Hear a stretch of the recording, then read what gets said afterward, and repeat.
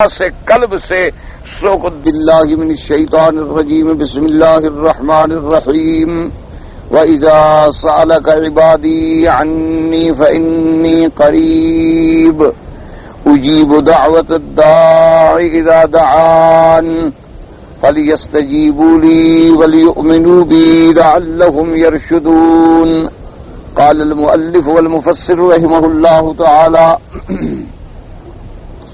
أدام النفع بعلومه وعلومكم في الدارين آمين إلى أن قال وقال الإمام أحمد حدثنا سليمان بن داود قال حدثنا شعبة قال حدثنا قتادة عن أنس رضي الله تعالى عنه أن النبي صلى الله عليه وسلم قال يقول الله تعالى أنا عند ظن عبدي بي وأنا معه إذا دعاني.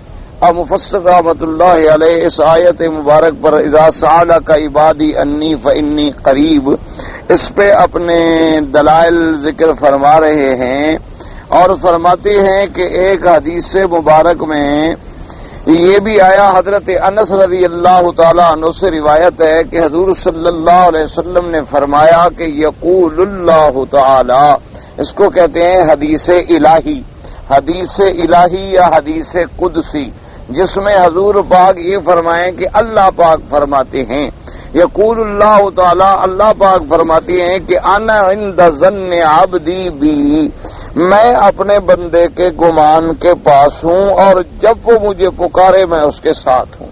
کیا معنی؟ یعنی جیسے بندہ اپنے اللہ کے ساتھ یقین رکھتا ہے اور اپنا رجحان رکھتا ہے، اللہ پاک بھی اسی طرح اس کے ساتھ معاملہ فرماتے ہیں، کیونکہ اللہ تو غنی ہیں اور ساری دنیا جو ہے ان کی محتاج ہے. تو جب اللہ تبارک و تعالی سے آپ کو رجاء کامل نہ ہو، امید کامل نہ ہو، تو پھر اللہ کو کیا ضرورت ہے آپ.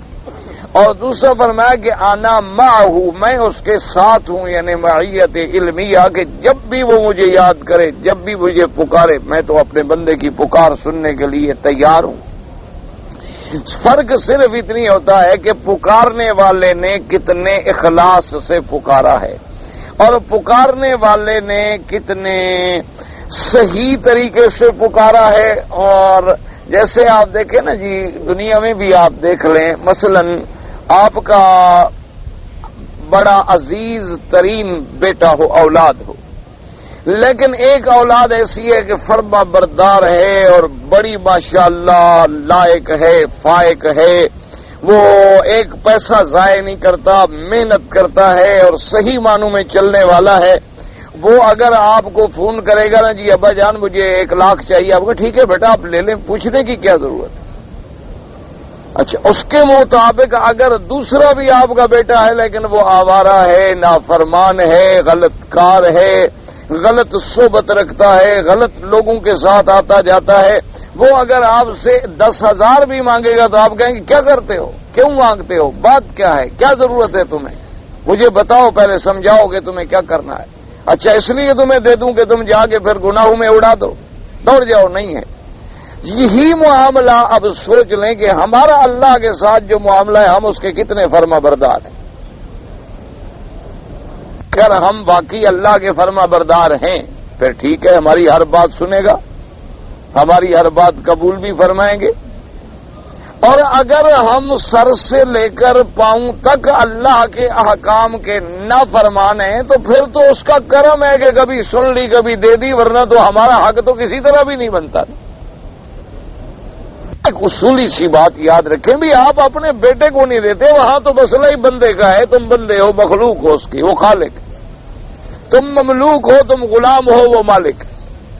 مالک اور غلام کا تو معاملہ ہی علیحدہ ہوتا ہے. تم اگر بیٹا بھی نافرمان ہے، بیٹی بھی نافرمان ہے، بیوی بھی نافرمان ہے، شاگرد بھی نافرمان ہے، وہ آپ سے 1 ریال بھی مانگے تو آپ کو گولی لگتی ہے. کیا کرتے ہو، کیوں مانگتے ہو؟ 20 باتیں آپ کرتے ہیں اور کبھی کبھی دے بھی دیتے. تو جب ہم اپنے اللہ کے آگے ہاتھ پھیلاتے ہیں تو ہمیں سب سے پہلے یہ دیکھنا چاہیے کہ یہ جو ہاتھ ہم نے اٹھائے ہیں کیا واقعی یہ اللہ کی بندگی میں ہی لگے رہتے ہیں. یہ جو ہاتھ ہم نے پھیلائے ہیں کیا یہ گناہ میں تو نہیں لگتے؟ کیا ہمارا چہرہ، ہماری صورت، ہماری شکل اللہ کے فرمان کے مطابق ہے؟ کیا ہمارا کھانا، ہمارا پینا، ہمارا لباس، ہمارا اٹھنا، ہمارا بیٹھنا، ہماری زندگی اللہ کے فرمان کے مطابق ہے؟ اللہ نے جو فرمایا کہ میں نے تمہیں اپنی عبادت کے لیے پیدا کیا ہے، تو کیا ہم اتنی عبادت کرتے ہیں جس سے ہمارا خدا راضی ہو جائے؟ ہم کم از کم فرائض ادا کرتے ہیں؟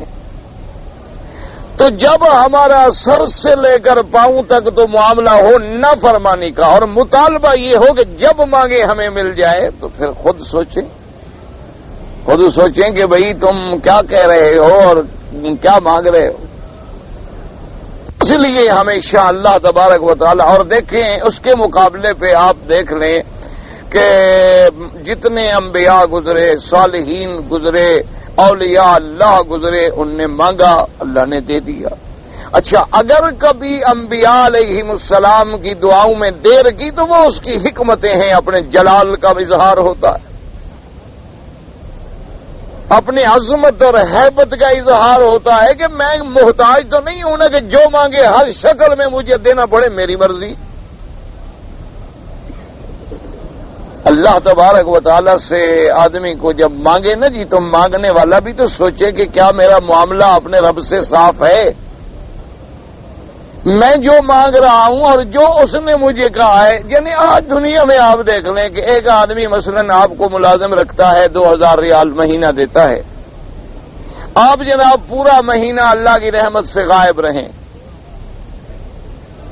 اور مہینہ جب گزرنے کا 1 تاریخ آ جائے تو السلام علیکم، صبح 7:30 بجے آ جائیں، کیا بات ہے جی تنخواہ چاہیے؟ کہا بڑے بدبخت آدمی، یہ مہینہ تم آئے بھی نہیں، دفتر میں بھی نہیں آئے، کام بھی نہیں کیا، تنخواہ لینے بھی آ گئے ہو؟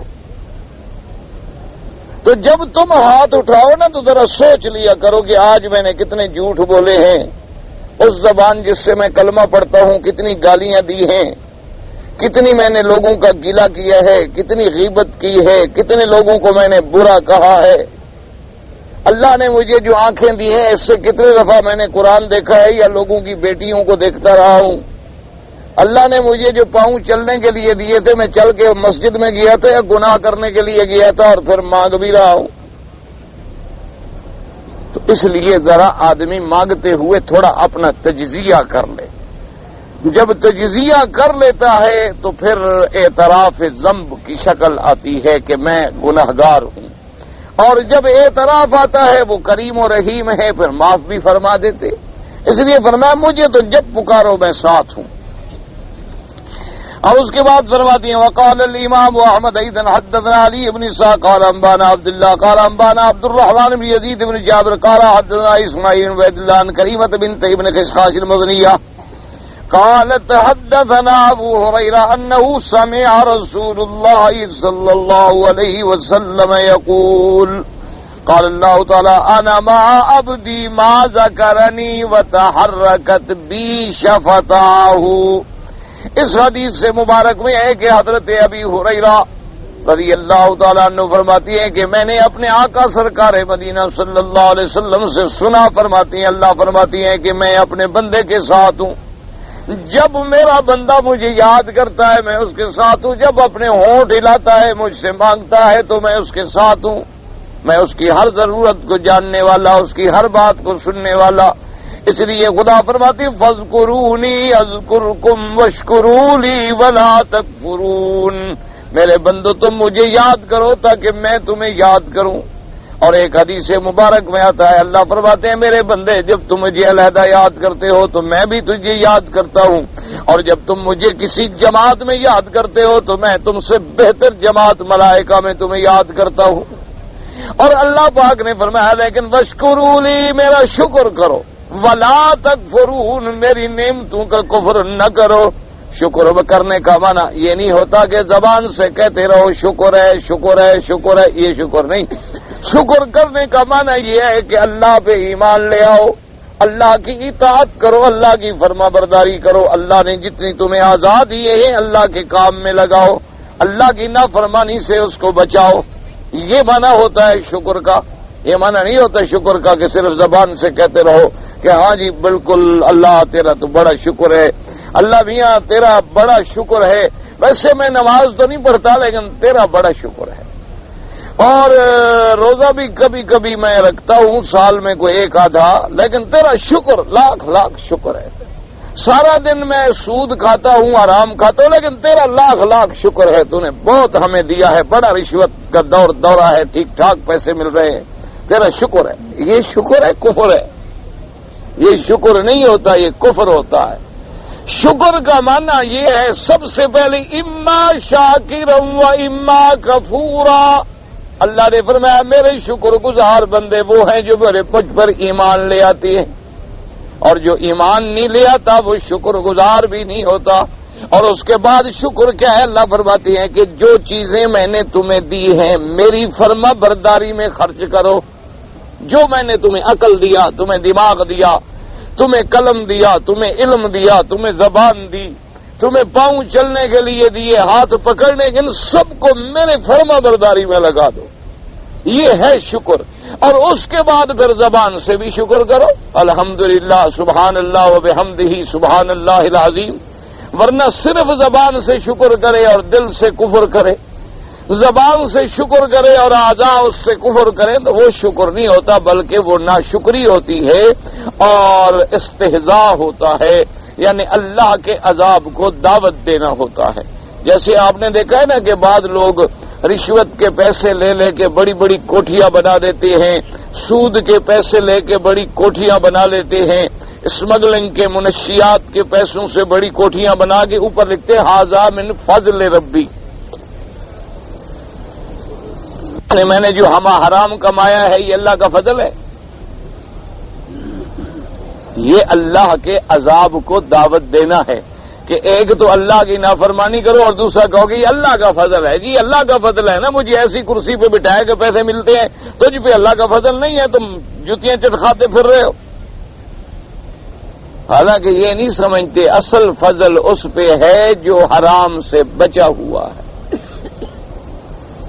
اصل فضل اس پہ ہے کہ ایک وقت کا کھانا ہے لیکن دوسرے وقت کا کھانا نہیں، لیکن کبھی پیٹ میں حرام کا لقمہ اس نے نہیں جانے دیا، یہ اللہ کا فضل ہے کہ اللہ نے اس کو حرام سے بچایا ہے، اللہ نے اس کو گناہوں سے بچایا ہے، اللہ نے اس کو معصیت سے بچایا ہے، اپنی نافرمانی سے بچایا ہے، یہ اللہ کا فضل ہے۔ اصولی سی بات یہ ہے نا جی کہ اگر آپ کا کوئی بہت پیارا دوست ہو تو آپ یہ گوارا کریں گے کہ اس کو کسی گندے کام میں لگا دیں؟ لیکن آپ کا ایک بہت پیارا دوست آپ کے گھر میں آئے تو آپ رات اس کو حمام میں سلائیں گے یا بیڈ روم میں سلائیں گے؟ آپ گندی جگہ پہ اسے سلائیں گے یا اچھی جگہ پہ سلائیں گے؟ عقل کی بات ہے۔ تو اگر خدا کا بندہ محبوب ہو اور وہ حرام کھانے میں لگا ہوا ہو تو سمجھ آ گئی کہ یہ اللہ نے اس کو ٹھکرا دیا ہے، اسی لیے تو گندے کاموں میں اس کو ڈال دیا ہے کہ تم اسی لائق ہو، اسی میں پڑے رہو۔ اور ایک آدمی ہے وہ بیچارہ جناب بڑی غربت میں ہے، بڑے فقر و فاقہ میں ہے، بڑی تنگ دستی میں ہے، لیکن اس کے پیٹ میں حرام نہیں گیا، سمجھو مالک راضی ہے، اس کے پیٹ کو گندی چیزوں سے ناپاک کرنا توفیق ہی نہیں دے رہا۔ اس لیے اللہ تبارک و تعالیٰ کی حکمتیں ہیں اور اللہ کے فرمان کو سمجھیں۔ قلت وهذا كقوله تعالى ان الله مع الذين اتقوا والذين هم محسنون۔ اللہ پاک فرماتی ہیں میں ان لوگوں کے ساتھ ہوں جو مجھ سے ڈرنے والے ہیں، جو بہتر کام کرنے والے۔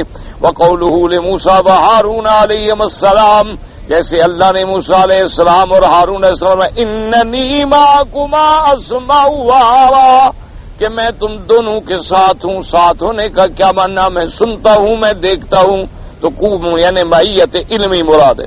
بل مراد من هذا انه تعالی لا يخيب دعاء داع ولا يشغل عنه شيء بل هو سميع الدعاء وفيه ترغيب في الدعاء وانه لا يذيع لديه تبارك وتعالى۔ اب مفسر فرماتے ہیں کہ اس آیت سے ہمیں کیا ملا؟ اس آیت سے خلاصہ یہ نکلا کہ لا يخيب كل داع اذا دعا، اللہ پاک پکارنے والے کو نامراد نہیں کرتے، نا امید نہیں کرتے، اس کی پکار کو سنتے ہیں، اور اللہ تبارک و تعالی جانتے ہیں اللہ تبارک و تعالیٰ کے آگے کوئی چیز چھپی ہوئی نہیں ہے، اور اس کی شان یہ ہے کہ سارے کروڑوں اربوں بندے بیک وقت مانگے تو یہ نہیں کہ کسی کی دعا نہ سن سکیں۔ کیوں؟ حق دیکھیں نا، دنیا میں بڑے سے بڑا آدمی ہو، 20 آدمی پکاریں گے، شور کر دیں تو ایک کی سنے گا، 10 کی نہیں سنے گا، لیکن فرمایا کہ ساری کائنات مجھے پکارے تو میں سب کی سنتا ہوں، سب کی جانتا ہوں اور سب کی سمجھتا ہوں اور سب کی امیدیں پوری کرتا ہوں۔ آپ نے دیکھا نہیں کعبہ شریف میں دیکھیں، کوئی فارسی میں مانگ رہا ہے، کوئی عربی میں، کوئی افریقن زبانوں میں، کوئی انگریزی میں، کوئی ہندی میں، کوئی سندھی میں، کوئی بنگلہ میں، کوئی برمی میں، سب اپنی اپنی بولیاں بول رہے ہیں اور مالک سب کی سمجھ رہے ہیں، سب کی سن رہے ہیں اور سب کی فریادیں جو ہیں وہ جان رہے ہیں۔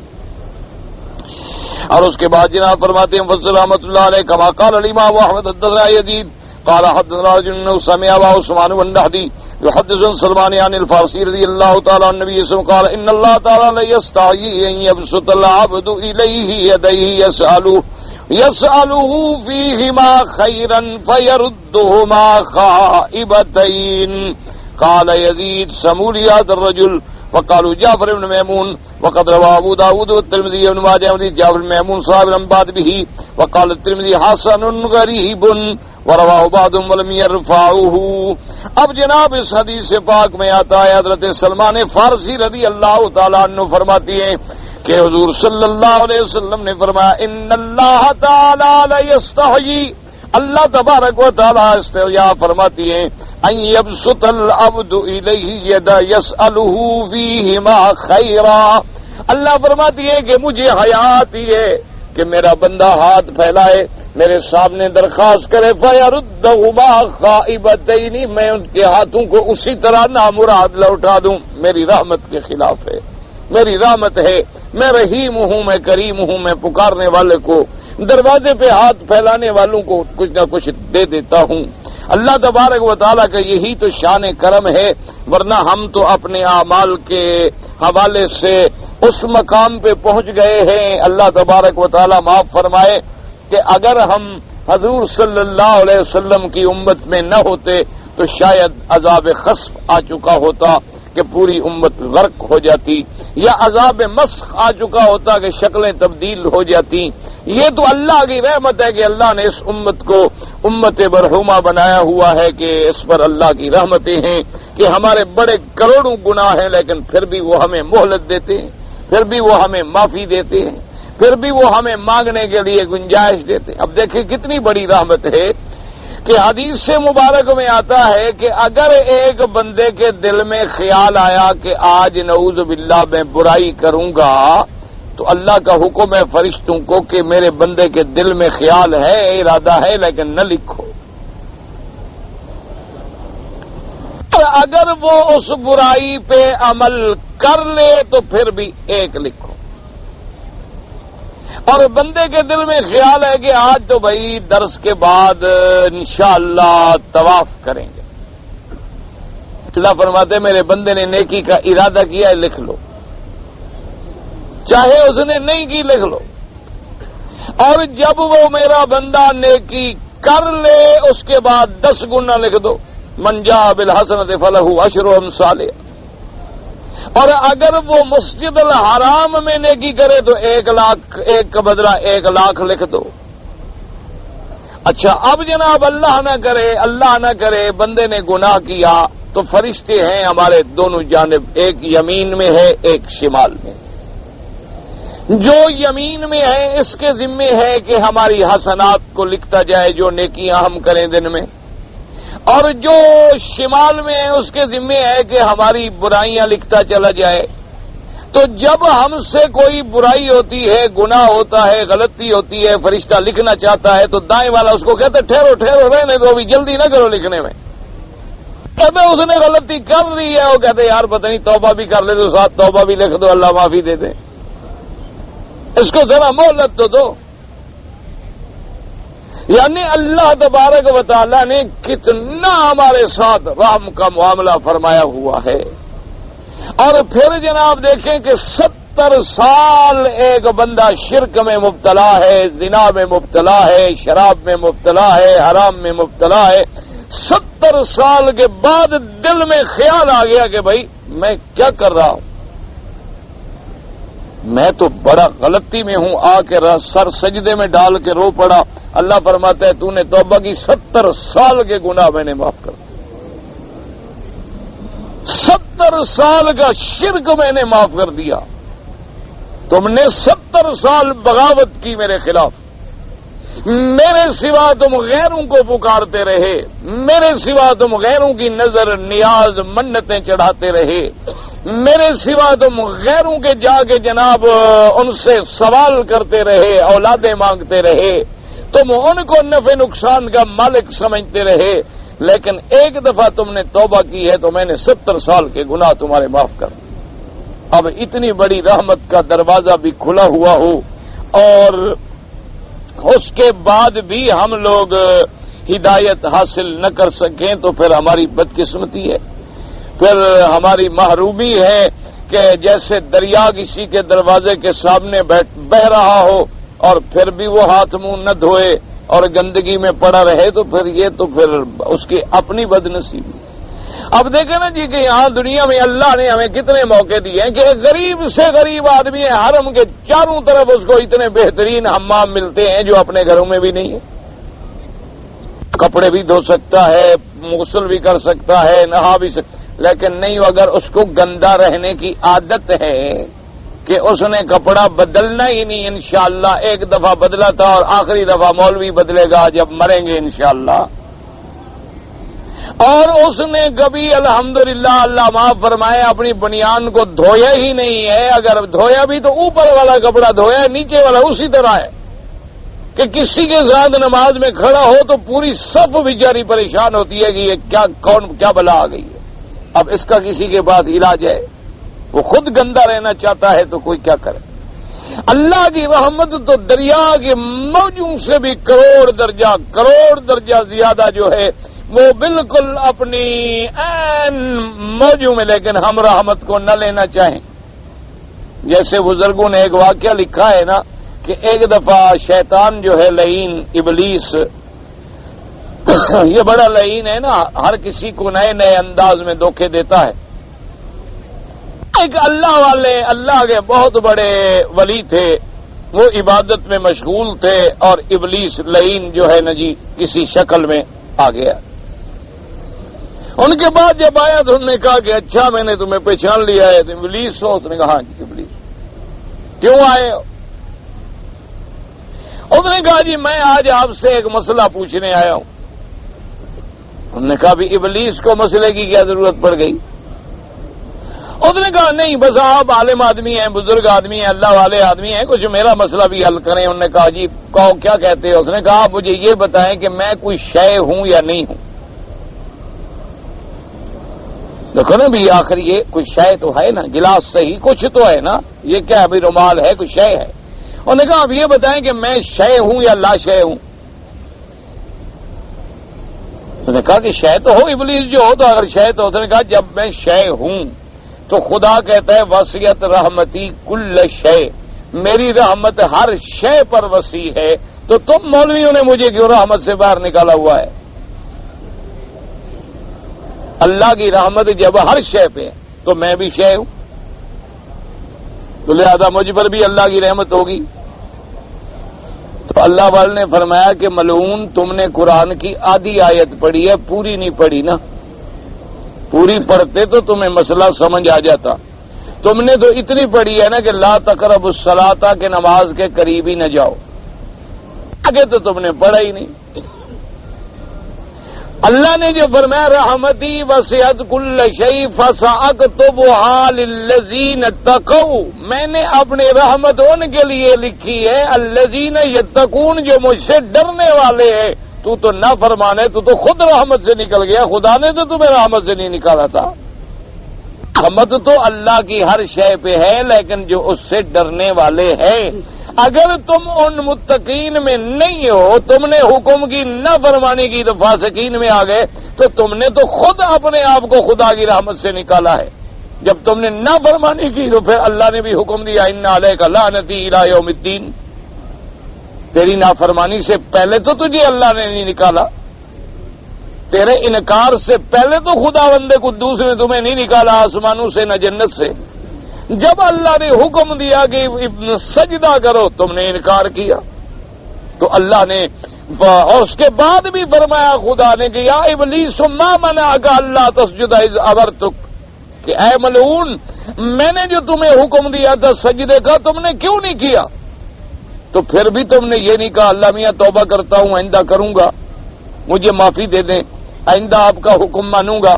اس وقت بھی تم اکڑ گئے کہ انا خیر منہ خلقتنی من نار وخلقتہ من طین، میں آدم سے بہت اچھا ہوں، اس کو آپ نے مٹی سے پیدا کیا ہے، مجھے آگ سے پیدا کیا ہے. پھر خدا سے تم نے مناظرے شروع کر دیے اور مقابلے اور دلائل دینے شروع کر دیے. تو اللہ نے فرمایا کہ فخرج منہا انک رجیم، تم مردود ہو اور نکل جاؤ. اسی پہ علماء کرام نے لکھا ہے، یاد رکھو، انہوں نے کہا کہ اگر ابلیس اللہ کے حکم پر ہمارے ابا کو سجدہ نہ کرے تو اس پر تو قیامت تک لعنت ہو، اور تم اگر اللہ کے قرآن میں سینکڑوں احکام کے بعد اور مدنی سرکار کے لاکھوں فرمان کے بعد خدا کو سجدہ نہ کرو تو تم کون ہو؟ انہوں نے کہا تم خود فیصلہ کرو کہ ابلیس نے تو صرف تیرے ابے کو سجدہ نہیں کیا، اور وہ بھی ایک، کوئی 5 دفعہ سجدے کا حکم بھی نہیں تھا اسے کہ دن میں 5 دفعہ کیا کرو. ساری زندگی کرنے کا حکم بھی نہیں تھا، صرف یہ تو اسجدوا لآدم فسجدوا الا ابلیس، آدم کو سجدہ کرو، سب نے کیا لیکن اس نے نہ کیا. تیرے ابا کو ایک سجدہ نہ کرے تو وہ کیا بن گیا ہے؟ ملعون اور مطرود اور لعنتی اور جہنمی، اور قیامت تک جہنم میں پڑا رہے گا. اور تم اگر خدا کو سجدہ نہ کرو تو تم کیا بن جاؤ گے؟ حاجی صاحب، مولوی صاحب، ماشاء اللہ مسلمان صاحب، عمرے والے صاحب، اور جناب اللہ کے بڑے جناب معزز مکرم آدمی ہیں جی. تو آپ ذرا فیصلہ. اچھا اس نے کہا تھا اللہ سے کہ جی میں بہتر ہوں، اور آج جب تمہیں کوئی کہتا ہے بھائی نماز پڑھو، چھوڑے یار چلو مولوی صاحب کو تمہارے باپ کی نماز ہے، تم ٹھیکیدار ہو نماز کے، آپ کی نماز ہم نہیں پڑھتے، تم جب جنت میں جاؤ ہمیں نہ لے جانا. تو کیا ہم وہی معاملہ تو نہیں کر رہے جو ملعون ابلیس نے کیا تھا؟ ایک اللہ کے حکم کا انکار کیا اور دوسرا آگے اکڑ بھی کیا اور بحث بھی کی. آج بھی تو پڑھا لکھا طبقہ جتنا ہے وہ یہ سمجھتا ہے نا، جب انہیں کہیں گے جی نماز پڑھیں، لوگ کہتے ہیں ٹھیک ہے جناب نماز بڑی اچھی بات ہے، بالکل ہمارا ایمان ہے کہ نماز بڑی اعلیٰ بات ہے، روزہ بہت اچھی چیز ہے، لیکن یہ پرسنل معاملہ ہے آپ کا اور اللہ کے درمیان. کوئی کرتا ہے ٹھیک ہے اچھی بات ہے، اور کوئی نہیں کرتا تو جی آپ کے ذمہ تو نہیں ہے کہ آپ اس کو پکڑ لیں. ویسے ٹھیک ہے جی ہر آدمی کا ایک ذاتی معاملہ ہے اس کے اور اس کے خدا کے درمیان میں ہے، اس کے بندے کے اور بندے کے مولا کے درمیان میں ہے. اور جی آپ خام خواہ آپ نماز پڑھو جی، نماز پڑھو جی، آپ بے نماز ہیں، آپ بے نماز ہیں، آپ بے نماز. یہ کیا آپ لوگوں نے تماشا بنا رکھا ہے؟ کیوں آپ ہمیں ہر وقت انکریج کرتے ہیں؟ کیا خیال ہے آج کل پڑھے لکھے لوگوں کا یہ ذہن ہے کہ نہیں؟ ایمانداری سے کہیں، ٹھنڈے دل سے، ناراض ہونے کی بات نہیں ہے. حالانکہ وہ یہ نہیں سمجھتے ہیں کہ بھائی اللہ کے بندے جس خدا نے یہ حکم دیا ہے نماز کا، اسی نے تو یہ حکم دیا ہے کہ کنتم خیر امۃ اخرجت للناس تأمرون بالمعروف وتنہون عن المنکر. تم بہتر امت ہو، لیکن کب؟ جب امر بالمعروف کرو، بلائی کا حکم کرو اور برائی سے روکو. اگر نہیں کرتے ہو تو پھر تم خیر امت میں نہیں ہو. وَلْتَكُن مِّنكُمْ أُمَّةٌ يَدْعُونَ إِلَى الْخَيْرِ وَيَأْمُرُونَ بِالْمَعْرُوفِ وَيَنْهَوْنَ عَنِ الْمُنكَرِ.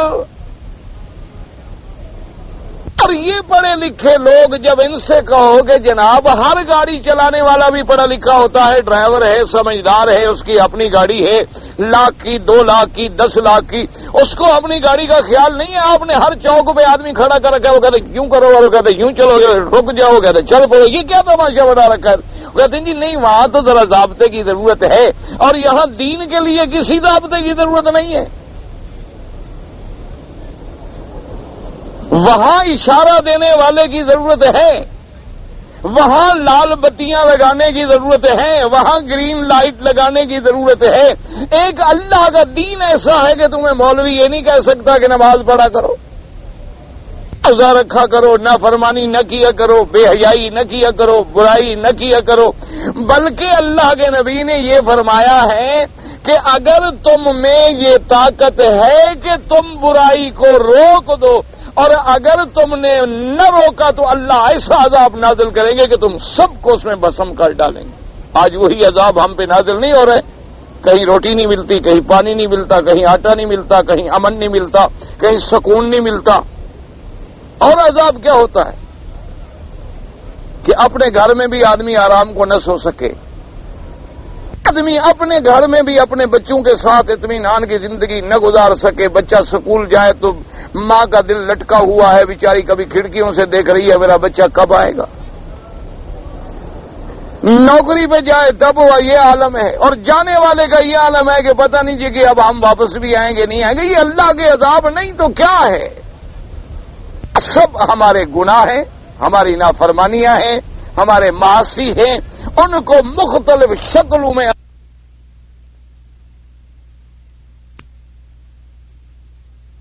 مانگے، کیونکہ میرے مدنی کا فرمان صلی اللہ علیہ وسلم ہمارا ایمان ہے کہ یہ سورج اپنی مدار کو چھوڑ سکتا ہے، چاند اپنی منزل سے ہٹ سکتا ہے، لیکن میرے محمد مدنی کا فرمان کبھی غلط نہیں ہو سکتا۔ حضور پاک کا فرمان ہے کہ ما نزل بلاء الا بذنب، کوئی اللہ کی طرف سے مصیبت نہیں آتی مگر تیرے گناہ کی وجہ سے، اور وہ بلائیں نہیں اٹھائی جائیں گی الا بتوبۃ، جب تک کہ تم توبہ نہیں کرو۔ اور جب انفرادی گناہ ہو تو توبہ بھی انفرادی ہوتی ہے، اور جب اجتماعی گناہ ہوں تو پھر توبہ بھی اجتماعی طور پہ ہوتی ہے کہ سارے اللہ کے بندے جو ہیں نا جی، صالحین، اللہ کے اچھے بندے، اللہ کے ماننے والے، بس اللہ کے دروازے پہ گر جائیں اور 2 رکعت نماز توبہ پڑھ کے اللہ میاں بس ہماری توبہ منظور فرما، ہمیں معاف فرما دے، دیکھو اللہ کی رحمت سے سارے مسائل حل ہو جائیں۔ لیکن جو علاج ہے وہ تو ہم کرتے نہیں، اور جو علاج نہیں ہے اس پر ہم زور لگاتے ہیں، تو ہماری اپنی بدقسمتی ہے۔ اللہ پاک ہمیں صحیح طور پر علاج کی توفیق دے۔ اس لیے فرماتی ہے کہ اللہ پاک اس کے ہاتھوں کو خالی نہیں کرتے۔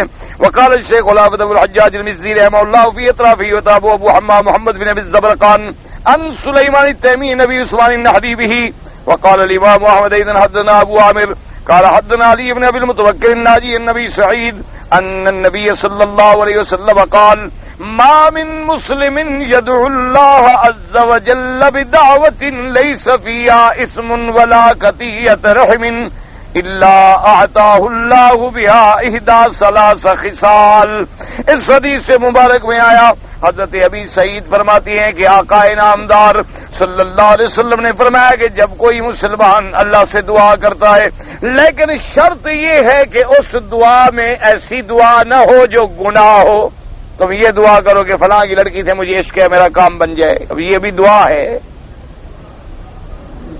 اور تم کہو کہ جی دعا کریں کہ آج رات ہم نے چوری کرنے پہ جانا ہے، اللہ میاں ہماری مدد کر، کسی کو پتہ نہ لگے، ہم کامیاب لوٹ آئیں۔ کیونکہ آج کل تو چور بھی ماشاءاللہ پیروں کی بھی منتیں مان کے جاتے ہیں راستے میں کہ واپسی پہ حضرت تیری قبر پہ بھی پھول چڑھائیں گے، فکر نہ کرو، تجھے بھی حصہ دیں گے۔ پولیس والوں کا تو ہے سو ہے، لیکن تمہارا بھی ہے، فکر نہ کرو، تمہاری مزار پہ بھی ہم حق ادا کریں گے۔ فکر مجاور وہیں بیٹھے ہو کہہ رہے ٹھیک ہے، اللہ کامیاب کرے آپ کو، مجاوروں میں نے تو پیٹ بھرنا ہے نا جی۔ فلا قطیعۃ رحم، اور ایسی دعا نہ کرے کہ اللہ ان 2 مسلمانوں کو آپس میں لڑا دے، بھائیوں میں جھگڑا کرا دے، نہ دعا کرے اللہ سب کو اتفاق دے، اللہ سب کو ملائے۔ اللہ پاک تین اور اس کی دعا کے تین صفتیں ہو جائیں گی. اما ان يعجل له دعوته جو مانگا اللہ نے دے دیا, واما ان يدخرها له في الاخرى یا اللہ نے اس کی دعا کو محفوظ رکھا کہ بدلہ قیامت میں دوں گا. واما ان يصرف عنه من السوء مثلها قالوا اذا نكثوا قال اللہ اکثر. اب جناب یا یہ ہے کہ وَإِمَّا أَن يُصْرَفَا, یا دعا تو مانگی تھی کہ اللہ مجھے بچہ عطا فرما, بچہ تو نہیں ملا لیکن اللہ نے کوئی مصیبت ٹال دی, اس کا ہمیں پتہ بھی نہیں ہوتا. تو انہوں نے کہا کہ اچھا جی اب تو پھر لوگ جو ہے وہ تو مقصد ہے کہ بار بار توڑیں گے مانگے, ان کا جتنا مانگو اللہ کی رحمت اس سے بھی زیادہ ہے, اس سے بھی زیادہ ہے, سوچ ہی نہیں سکتے ہو.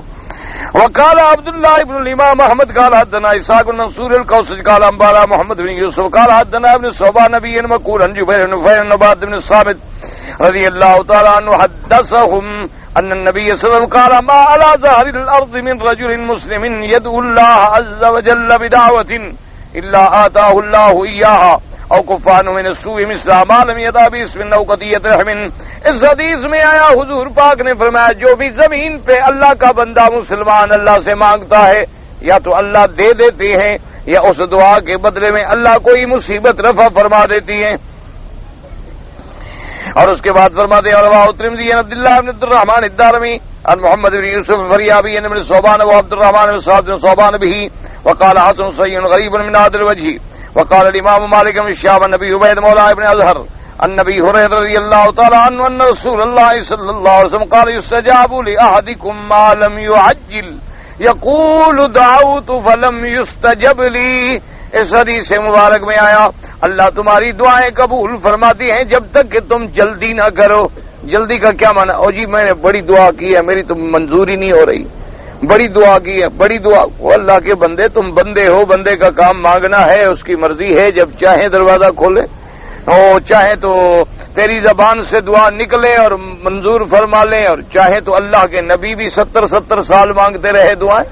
یہ تو پھر اللہ تبارک تیرا کام ہے کہ تم مانگتے رہو اور یقین کامل سے مانگتے رہو اور اس کی رحمت سے یقین ہو اور ضرور ملتا ہے اور ملے گا. اور اس کے بعد فرما دیا خرجاؤ فی الصحیحین من حدیث مالک به وهذا لفظ البخاری رحمه الله واصحابه الجنہ.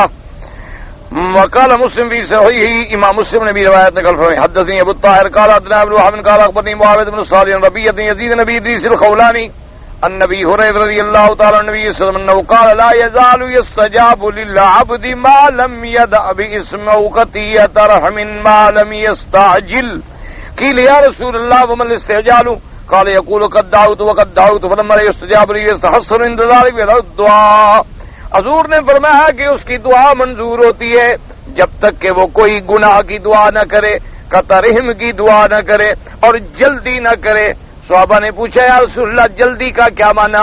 حضور نے فرمایا کہ وہ کہے کہ میں نے مانگا اتنا عرصہ ہو گیا مانگتے مانگے میری دعا تو منظور نہیں ہوئی اور چھوڑ بیٹھا, بس پھر محروم ہو گیا. کیونکہ اصل یہ ہے کہ اس کا کام ہے مانگتا رہے مانگتا رہے مانگتا رہے. باقی کب ملے گا یہ فیصلے میرے مالک کے ہاتھ میں ہیں. بندے کا کام یہ نہیں ہے کہ وہ اللہ کی رحمت سے مایوس ہو جائے, کیونکہ ایک قرآن مقدس کی آیت مبارک میں بھی آتا ہے فرمایا هو الذی ينزل الغیظ من بعد ما قنطوا وینشر رحمتہ. اللہ نے فرمایا میری تو وہ ذات ہے جب میرے بندے مایوس ہو جاتے ہیں کہتے ہیں بس جی اب تو مر گئے, قحط آ گئی, سال ہو گیا بارش آتی نہیں, مانگ مانگ کے بالکل جب لا امید ہو کے بیٹھتے ہیں تو پھر میں اپنی رحمت بھیج دیتا ہوں. اس لیے فرمایا کہ تم نا امید نہ ہوا کرو, تمہارا کام ہے کہ تم اپنے اللہ سے مانگا کرو. اور ایک بات یاد رکھو, ایک بزرگوں نے مثال دی ہے کہ ایک آدمی کے گھر میں ایک لڑکی پیدا ہوئی, اتفاق سے اس کے پاس اس کے استاد جو تھے بہت بڑے عالم تھے, بڑے محدث تھے اور بڑے بزرگ بھی تھے, پیر بھی تھے, اللہ والے تھے, وہ مہمان تھے. تو تو بچی جو پیدا ہوئی تو گھر والے نے اس بچی کو اٹھایا اور ان کے پاس تحنیک کے لیے لے آیا. تحنیک کہتے ہیں کہ کھجور یا کوئی میٹھی چیز انگلی کو لگا کے بچی کو منہ میں دے دی تاکہ وہ کچھ چاٹ لے، تو یہ سنت ہے. تو اس نے کہا کہ بھئی اتنے بڑے عالم ہیں، بزرگ ہیں، اچھی بات ہے کہ میں ان سے تحنیک کروا لوں بجائے اس کے کہ میں اپنی انگلی سے یا کوئی بوڑھا آدمی ڈھونڈوں یا تلاش کروں. تو بہرحال اس نے جب لے آیا تو حضرت نے کھجور لی اور سنت کے مطابق تحنیک کر دی، وہ لے گیا. لیکن جب لڑکی بڑی ہوئی تو لڑکی بڑی شرارتیں اور فساد کرے، تو اس کی ماں نے ایک دن یعنی اس کی بیوی نے اپنے شوہر سے کہا کہ بھئی تمہارے استاد نے اچھا پتہ نہیں اس کو لب لگائی تھی، یہ تو بڑی شرارتی بچی ہے. اس نے کہا بیوی تم نے سمجھا نہیں، پتہ نہیں وہ نہ لگاتے تو یہ کیا بنتی، تم اس کا فکر کرو، یہ تو پتہ نہیں اس نے کیا بننا تھا، یہ تو شکر ہے کہ پتہ نہیں ان کی دعا سے یہ بچ گئی اور ابھی اس حد تک ہے. تو اس لیے یاد رکھا کرو جب تم دعائیں مانگتے ہو نا، تم سمجھتے ہو کہ جی میں نے اتنا عرصہ ہو گیا دعا مانگی اور جناب مجھے تو دعا میری منظور نہیں ہو رہی، لیکن پتہ نہیں ہے کہ کتنی بلائیں خدا نے تم سے روکی ہوئی ہیں. اگر تم نہ مانگتے تو پتہ نہیں تیرا کیا حشر ہوتا، تم نہ مانگتے تو پتہ نہیں تم کس مقام پہ پہنچے ہوئے ہوتے. تو اس لیے اللہ سے مانگنے میں نا امید نہ ہوا کریں، یعنی ایک تو یقین سے مانگا کریں کہ ہم مانگ رہے ہیں اور تیرے دروازے کے بغیر کوئی دروازہ نہیں، اور پھر مولا تو نے حکم دیا ہے کہ مجھ سے مانگو، اور تم نے اب خود حکم دیا ہے مانگنے کا، ہم تیرے حکم پر تجھ سے مانگ رہے ہیں، اور اس یقین سے کہ اور دروازہ نہیں ہے اور تیرے دروازے کو چھوڑ کے ہم نے کہیں جانا نہیں ہے. تو جب آدمی اخلاص سے قلب سے دل سے مانگتا ہے پھر اس کی رحمت جو ہے وہ جوش میں آ جاتی ہے. اس کے بعد جناب فرماتی ہیں وقال الامام محمد بن عبد الصمد قال حدثنا ابو هلال عن قتادة انس رضی اللہ تعالی عنہ ان رسول اللہ صلی اللہ علیہ وسلم قال لا يزال العبد بخير ما لم يستعجل قالوا وكيف يستعجل قال يقول قد دعوت ربي فلم يستجب لي. حضور پاک نے فرمایا کہ بندہ خیر سے رہتا ہے، بھلائی سے رہتا ہے، ما لم یستعجل جب تک کہ جلدی نہ کرے. صحابہ نے پوچھا حضور جلدی کا کیا معنی؟ حضور نے فرمایا کہ دعو تو لم یستجب لی، میں نے بڑی دعا کی یار میری دعا تو سنی نہیں جاتی. یہ جلد بازی ہے، جلدی نہ کرے بلکہ مانگتا رہے اور اسی مانگنے میں اللہ تبارک و تعالی کی بڑی حکمتیں ہیں. بعض علماء نے ایک اور فلسفہ بھی لکھا ہے، انہوں نے کہا کہ کبھی ایسا بھی ہوتا ہے کہ گناہگار مانگتا ہے تو فوراً بات بن جاتی ہے، اور ایک اللہ کا نیک بندہ مانگتا ہے تو دعا نہیں منظور ہوتی، دیر لگ جاتی ہے، وہ مانگتے رہتے ہیں. اس کی کیا وجہ ہے؟ تو انہوں نے کہا اس میں بھی اللہ کی حکمتیں ہیں. انہوں نے کہا کہ اللہ تبارک و تعالیٰ کسی بندہ اس کا فاسق فاجر بندہ ہے، وہ اللہ چاہتے بھی نہیں کہ یہ میرا ہم کلام ہو اور مجھ سے بات کرے. انہوں نے مانگا دے دو، چھوڑو بس، دفع کرو اس کو، کہو دفع لے اپنا جائے. اور بعض بندے ایسے ہوتے ہیں کہ جن کا ہم کلام ہونا اللہ کو بھی محبوب ہے. اللہ تبارک ان اللہ یحب التوابین، اللہ توبہ کرنے والوں کو محبوب رکھتے ہیں. اسی طرح اللہ صبر کرنے والوں کو محبوب رکھتے ہیں. تو پھر جب اس کے محبوب بندے ہوتے ہیں اللہ فرماتے ہیں میرا محبوب مانگنے دو اس کو، مانگنے دو. اس کے مانگنے میں بھی ایک لطف ہے، یہ مانگنے کا لطف اٹھا رہا ہے اور میں مالک ہوں، میں اپنے بندے کی درخواست کو سن رہا ہوں. تو میری مرضی جب آئے گی میں اس کو اتنا دے دوں گا کہ اس کے تصور سے بھی بالا تر ہوگا. تو اس لیے کبھی مایوس نہ ہو جایا کرے کہ میں نے جی دعا اچھا کبھی یہ بھی ہوتا ہے کہ ہم جو مانگ رہے ہوتے ہیں نا جی ہمارے علم میں نہیں ہوتا، ہم تو سمجھتے ہیں اللہ میاں اولاد دا فرما، اللہ میاں اولاد دا فرما. پتہ نہیں ہمارے لیے اولاد شاید کوئی امتحان بنتی، تو ہمیں پتہ نہیں ہو، ہم سمجھتے نہیں ہیں، ہمارے علم میں نہیں ہوتا. آپ دیکھیں نا کتنے بڑے بڑے علماء گزرے جن کی اولادیں جاہل ہو گئی، اللہ کے نبی اور اولاد کافر.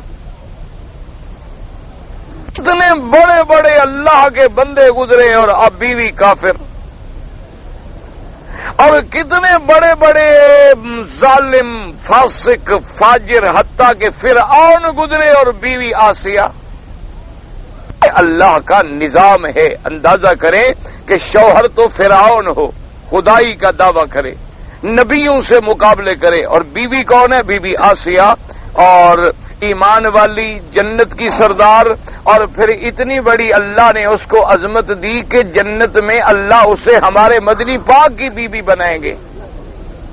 اس سے بڑی کوئی عظمت ہے کہ حضور کی بیوی بنے؟ تو یہ اللہ کا ایک نظام ہے، ہم اس کو سمجھ نہیں پاتے ہیں.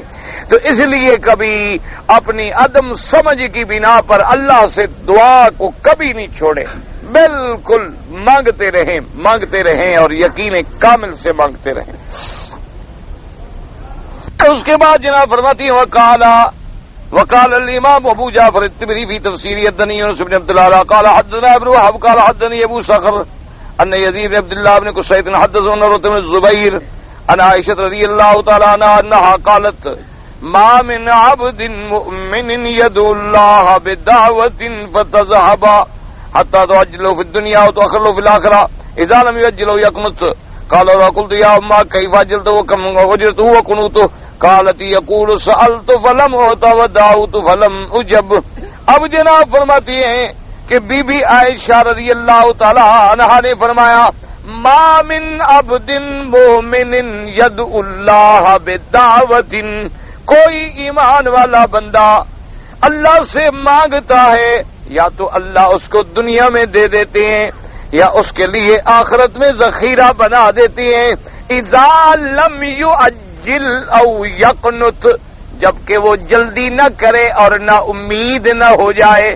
تو صحابی نے پوچھا کہ اماں جان اس کی اجلت کیا ہے اور نا امیدی کیا ہے؟ تو بی بی نے فرمایا، انہوں نے کہا بیٹا وہ کہا کہ دعو تو بڑی دعا کی جی، میں نے کتنے دن ہو گئے دعا مانگ رہا ہوں، میری تو منظوری نہیں ہو رہی.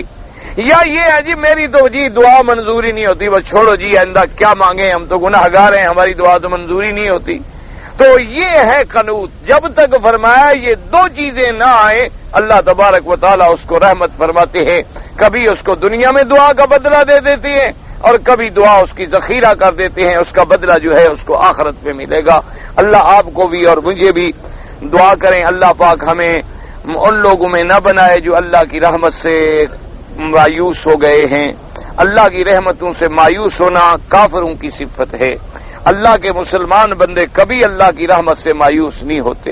اس لیے اللہ تبارک و تعالیٰ سے دعا کیا کریں، اللہ ہمیں بھی مانگنے کی توفیق دے، اللہ آپ کو بھی مانگنے کی توفیق دے، اور اللہ تبارک و تعالیٰ ہمیں اپنی ذات پر کامل ایمان دے کہ ہمارا یہ ایمان ہو کہ جو اللہ نے تقدیر میں فیصلہ کیا ہے نا وہی ہمارے لیے بہتر.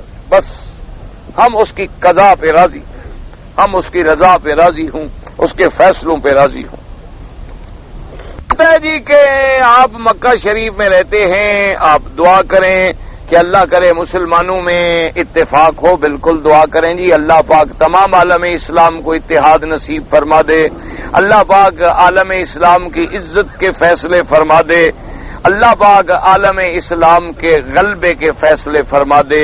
ویسے یاد رکھیں اس وقت دنیا میں کفر متحد ہے اور کفر کی قوتیں اور طاغوتی طاقتیں اس وقت اسلام کو مٹانے کے لیے متفق ہو چکی ہیں، اور وہ اپنا ہر حربہ، اپنا ہر طریقہ، اپنا ہر آئیڈیا اور ہر میدان میں، قلم کے میدان میں، الیکٹرانک میڈیا کے میدان میں، اقتصادیات کے میدان میں، معاشیات کے میدان، ہر میدان میں کفر کی اور طاغوتی طاقتیں اسلام کے در پہ ہیں.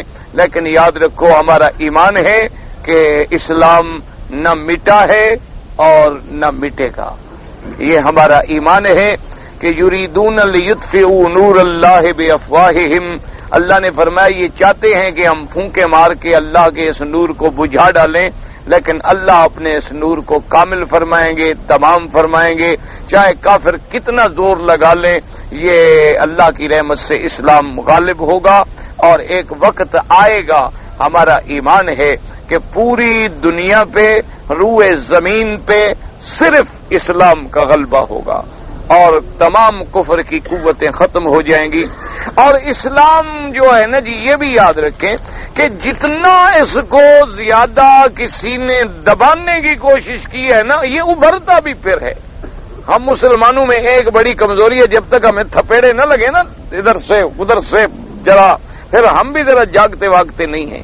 اس لیے ذرا ہمیں بھی جھٹکے وٹکے آتے ہیں کہ ذرا ہم خواب غفلت میں پڑے ہیں، نشے میں پڑے ہیں، ہم خدا کو بھولے ہوئے ہیں، اسلام کو بھولے ہوئے ہیں، راستہ بھٹکے ہوئے ہیں، تو اس کے لیے تھپیڑے لگتے ہیں، اس کے لیے ہمیں جھٹکے دیے جاتے ہیں کہ پھر ذرا ہم ٹھیک ہو جائیں، اور جب ہم ٹھیک ہو جائیں گے تو پھر کفر کی کوئی طاقت جو ہے ہم پہ غالب نہیں آ سکتی۔ اسلام آئے گا، اسلام ابھرے گا، اسلام پوری دنیا پہ چھا جائے گا، حتیٰ کہ حضور نے فرمایا کہ یہودیت کو، کفر کو پناہ نہیں ملے گی۔ اگر کسی پتھر کے پیچھے چھپیں گے تو پتھر بول پڑے گا، مسلمان ادھر آؤ ادھر آؤ، ادھر چھپا ہوا ہے دشمن، پھر پتھر بھی بولیں گے، پھر درخت بھی بولیں گے، پھر پہاڑ بھی بولیں گے، پھر ذرا ذرا بولے گا اسلام کی مدد کے لیے۔ اور اسی طرح دعا کریں، میں نے اخباروں میں پڑھا ہے، اللہ بہتر جانے کہ صحیح صورتحال کیا ہے، اس کا تو مجھے علم نہیں ہے، میں بھی آپ کی طرح یہاں رہتا ہوں، لیکن اخباروں میں نے پڑھا ہے کہ کچھ لوگ جو ہیں ملاکنڈ کے علاقے میں شریعت کے لیے، قرآن کے لیے، اسلام کے نظام کے لیے اپنی جانوں کا قربانی دے رہے ہیں۔ دعا کریں پھر اللہ ان کی مدد کرے، اور ہمارے کسی علاقے میں تو دین کا کوئی نمونہ سامنے آئے، قرآن کا نمونہ سامنے آئے، تاکہ باقی لوگوں کو بھی پھر غیرت آئے گی، باقی لوگوں کو بھی پھر حیا آئے گی کہ بھئی اگر ہمارے ایک کونے سے اسلام کا نام لیا جا رہا ہے تو ہم بھی تو مسلمان ہیں۔ تو اگر وہ لوگ دیکھو نا جی، لوگ آج منشیات کے لیے اپنی جانیں دیتے ہیں، لوگ نشہ بیچنے کے لیے جانیں دیتے ہیں، وہ کتنے اچھے لوگ ہیں جو اسلام کے لیے، قرآن کے لیے، اور کہتے کیا ہیں، یہی بھی جی ہمارے علاقے میں قرآن شریف جاری کرو، دعا کرو اللہ پاک کامیاب کرے، اور جو لوگ وہاں حاکم ہوں اللہ ان کو صحیح فیصلے کی توفیق دے، اللہ ان کو ہدایت دے۔ ہماری تو کسی سے دشمنی نہیں ہوتی، کسی سے دوستی نہیں ہوتی، ہم تو صرف یہ دعا کرتے ہیں اللہ حق والوں کی مدد فرما۔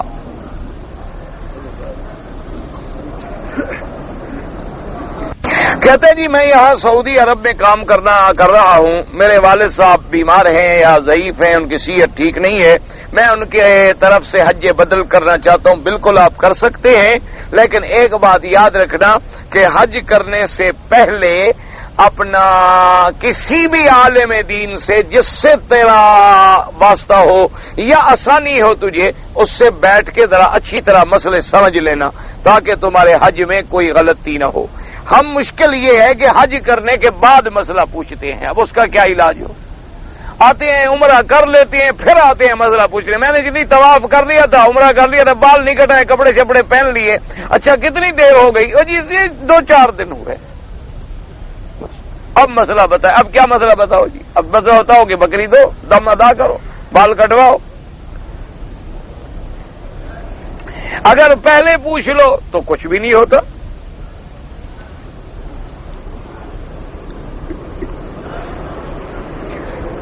یہ مجھے نہیں سمجھ آئی کہ آپ تجارت کرنا چاہتے ہیں، وہ آپ سے ربڑ شیٹ لینا چاہتا ہے، یہ مجھے آپ خود مل کے سمجھائیں، مجھے چٹ میں سمجھ نہیں آئی کہ آپ کیا کہنا چاہتے ہیں۔ الصلاۃ خیر من النوم حضور کے سامنے ذکر کیا گیا، حضور نے منظوری دی، جس بات کی حضور منظوری دے دیں وہ سنت ہوتی ہے۔ جس طرح آدمیوں میں سب سے پہلے آدم علیہ السلام پیدا ہوئے، تو جنوں میں سب سے پہلے کون پیدا ہوا؟ کیوں آپ نے کوئی رشتہ داری ان سے کر نہیں؟ جنوں کے بڑے کو جو آپ ڈھونڈ رہے ہیں، کوئی رشتہ داری کا خیال ہے کیا بات؟ ان کا بڑا ابلیس ہے جناب، پہنچ جائیں گے کہ اور ایڈریس کی بھی ضرورت ہے؟ اللہ کے بندے تم اپنی فکر کرو، تمہیں کیا ہے جنوں کا بڑا کون تھا یا جنوں کا چھوٹا کون تھا؟ بھائی تم اپنے اعمال کی فکر کرو، اپنے عقائد کی فکر کرو، اپنے احوال کی فکر کرو، جنوں کا بڑا کوئی ہو، مرے دفع ہوں، ہمارا کیا تعلق ہے ان سے؟ ایسے سوال پوچھتی ہیں، حرم میں بیٹھے رہتے ہیں نا فارغ، کیا کریں بیچارے؟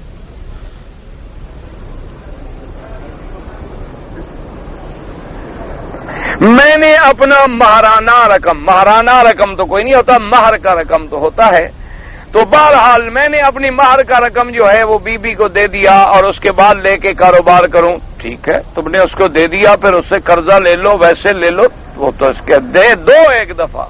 یہ نہیں ہے کہ دینے سے پہلے اس کو کہہ دو کہ جی آپ کا جو مہر ہے میں کاروبار کروں، کیا کرے گی؟ وہ کہے گی ٹھیک ہے کرو، نہ کرے تو طلاق لے.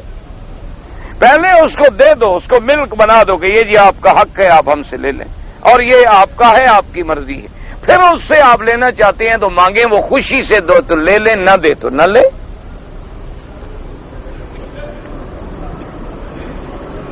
میری بچی کی پیدائش جو ہے 1 نومبر کو ہوئی ہے، عربی کی 27 تاریخ بنتی ہے، تو کن حرفوں کا نام جو ہے مناسب ہوگا؟ یہ تو شرک ہے.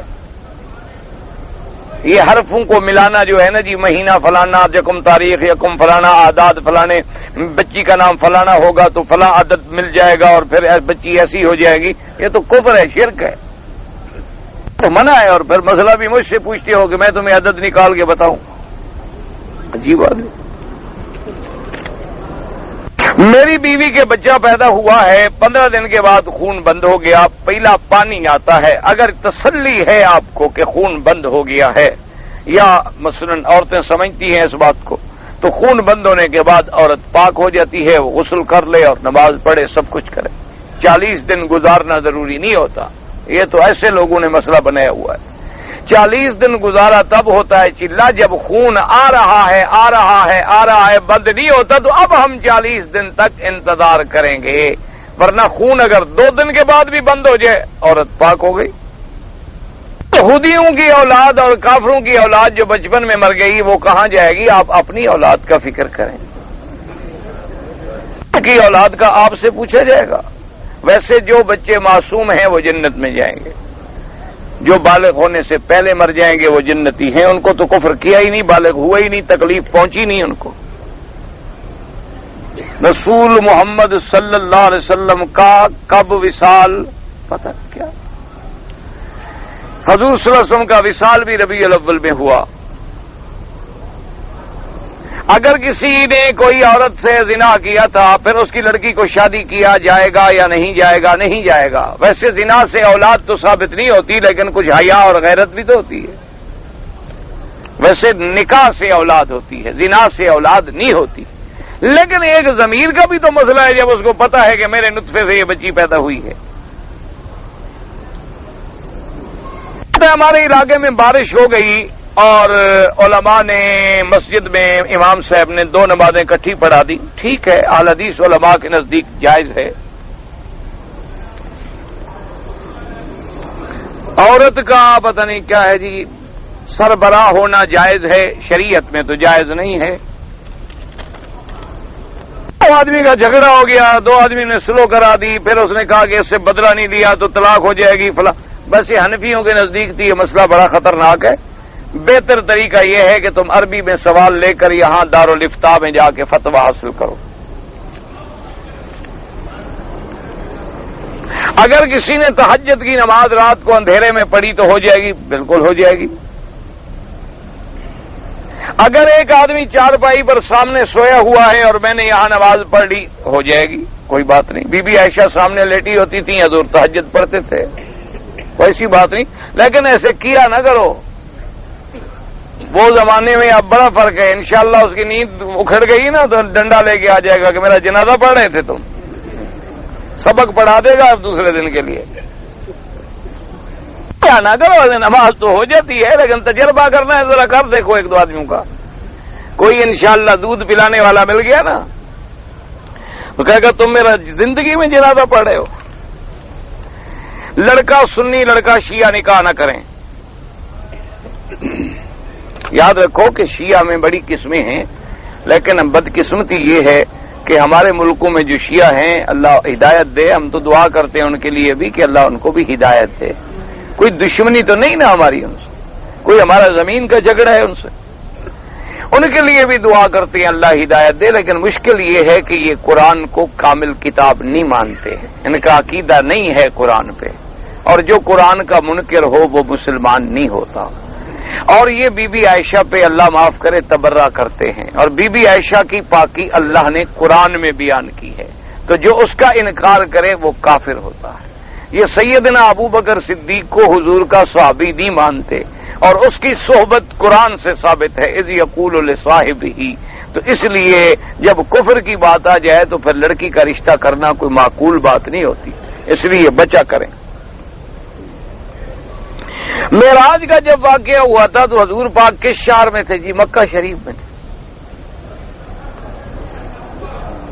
انڈیا میں رہتا ہوں، میرے پیسے بینک میں ہیں، ان سے تو لے لو سود کی رقم اور ثواب کی نیت نہ کرو اور غریبوں کو دے دو۔ ہمارے لیے دعا کریں کہ اللہ دینی مدرسے جو ہیں مسجدیں آباد فرمائے، بالکل دعا کریں۔ اللہ جتنی مسجدیں ہیں، جتنی مدارس ہیں، جتنی دین کی جماعتیں ہیں، اللہ سب کی مدد فرمائیں، اللہ سب کی نصرت فرمائیں، اور دعا کرو اللہ ان کو آپس میں اتفاق بھی دیں۔ یہ جو 1.5 اینٹ کی مسجد سب نے اپنی اپنی بنا لی ہے نا جی، ایک محلے میں 14 مسجدیں، اور ہر مسجد کے امام کا ایک نیا مسلک ہے، اور لاؤڈ سپیکر لگا، وہ کہتا ہے وہ کافر، وہ کہتا ہے یہ کافر، وہ کہتا ہے تم کافر، وہ کہتا ہے یہ کافر۔ تو بعض لوگ کہتے ہیں چلو ان میں سے پتہ نہیں کوئی مسلمان ہو تو ہم نماز پڑھنے جائیں۔ ان کو یہ جو ہے نا دعا کرو اللہ ہی، ہاں جو کافر ہیں وہ کافر ہیں، جو فرق ضالہ ہیں ان کو کافر نہ کہنا بھی تو پھر جرم ہے۔ حق بات تو کہنی ہے، لیکن ایک دوسرے کو بلا وجہ چھوٹے چھوٹے مسئلوں پر اللہ پاک ہدایت دے۔ مسجد نبوی میں 40 نمازیں، اللہ توفیق دے۔ ویسے 40 نمازوں کا زیارت سے تعلق نہیں، بات سمجھو۔ زیارت تو ایک دن کے لیے آپ گئے، مثلا صبح کی نماز کے بعد آپ پہنچے مسجد نبوی میں گئے، 2 رکعت تحیۃ المسجد پڑھی، حضور پاک پہ صلاۃ و سلام پڑھے، اسی وقت واپس آ گئے، ظہر بھی نہیں پڑھی، زیارت ہو گئی۔ ایک ہے 40 نمازیں پڑھیں تو اللہ تبارک و تعالی برائیوں سے، نفاق کی بیماری سے بچا لیتے ہیں، اور پھر جب 40 نمازیں آدمی پابندی سے جماعت سے پڑھے تو اللہ اس کو نمازی بھی بنا دیتے ہیں۔ اس لیے اللہ آپ کو بھی نصیب کرے، اللہ مجھے بھی نصیب کرے۔ لیکن یہ جو نظریہ ہے نا ہمارے لوگوں کا کہ 40 تو پڑھنی ہے اور 41ویں بالکل نہیں پڑھنی، کیوں 40 پوری ہو جی، میری پوری ہو گئی، تسی جاؤ، کوئی بلائے نا بھائی آؤ یار اذان ہو رہے گا، نہیں میں 40 کر لیا نا، تسی جاؤ۔ یہ جو ہے نا یہ تو کفر ہے۔ ہمارے ملک میں عرس منائے جاتے ہیں، عرس کا معنی ہوتا ہے شادی، سمجھ آ گیا مسئلہ؟ عروس کہتے ہیں، عریس کہتے ہیں دولہا، عروسہ کہتے ہیں دلہن، عرس معنی شادی۔